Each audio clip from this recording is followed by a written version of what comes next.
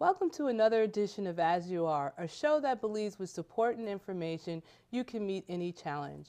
On today's show, we explore psychological evaluations with our guest, Dr. Caren Baruch-Feldman. Dr. Baruch-Feldman is a New York State licensed psychologist with a doctorate in clinical child psychology from St. John's University. Dr. Baruch-Feldman is not only a psychologist in private practice, she is also a psychologist for the Harrison School District and the president-elect of Westchester County Psychological Association. Welcome, Dr. Feldman. Thank you. May I call you Caren? Yes. Oh, thank you so much. What is a psychologist and how does it differ from a psychiatrist?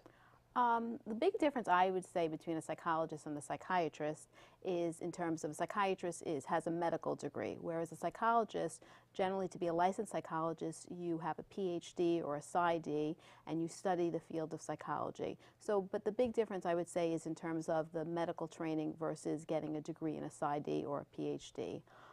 In practicality, I also think in terms of having a medical degree, psychiatrists can give out medication, whereas psychologists don't do that. But in terms of assessing and treating and working with kids or adults who have psychological issues, both do that type of work. Okay. Can you explain what you do in your practice? What do I do in my practice? In my practice, I work primarily with kids, although I do see some adults. I do testing, and I also do treatment. I work with kids primarily who have ADHD and anxiety-related disorder. And the other thing I really try to do is, because I work in a school and I also have a practice, I try to work with kids who have school-related difficulties and try to take what I know from working in a school and putting that into the practice. Okay, since you said you work with kids with ADHD. If a child is on medication, then how do you work with that child, or is it separate? The child works with the psychiatrist and then works with you, or the physician prescribes the medication, or how does that work? Well, oftentimes, I mean, the way I think about it with ADHD and with medication can be extremely helpful for kids who have ADHD, and there's a lot of research to say that it's actually a very effective treatment for ADHD. But it doesn't always alleviate all the symptoms that children have with ADHD, especially around school-related issues. So for kids who have ADHDs, I will work with parents to make behavior plans, and I do like a behavior plan between the school and the family so that there are specific goals that the kids are working on, and that gets followed. So that's the kind of work that I do with the kids with ADHD. What made you choose child psychology?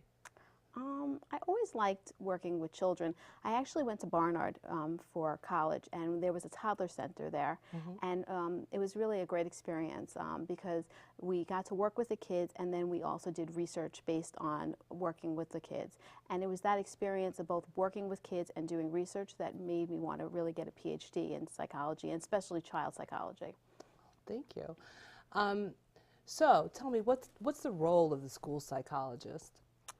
The role of the school psychologist, I would say, is, I mean, a lot of times people think of school psychologists and they think of special ed, but I don't think that that's really the only role of a school psychologist. Psychologists do testing. We also do preventative work, like bully prevention type of work. We also do counseling in the schools. We work with teachers. We work with administrators. We work with parents, just to help children both in terms of their intellectual development and also their emotional development.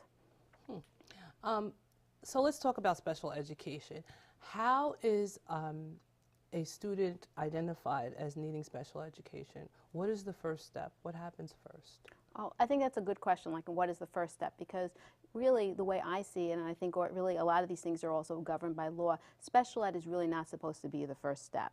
The first step really is that classroom teachers are supposed to be working with children and differentiating instruction and trying to do things within the general classroom to see if they can meet the needs of students. If that doesn't work and teachers are doing things, and especially around reading, because reading is a big reason why kids get referred to special ed. But after,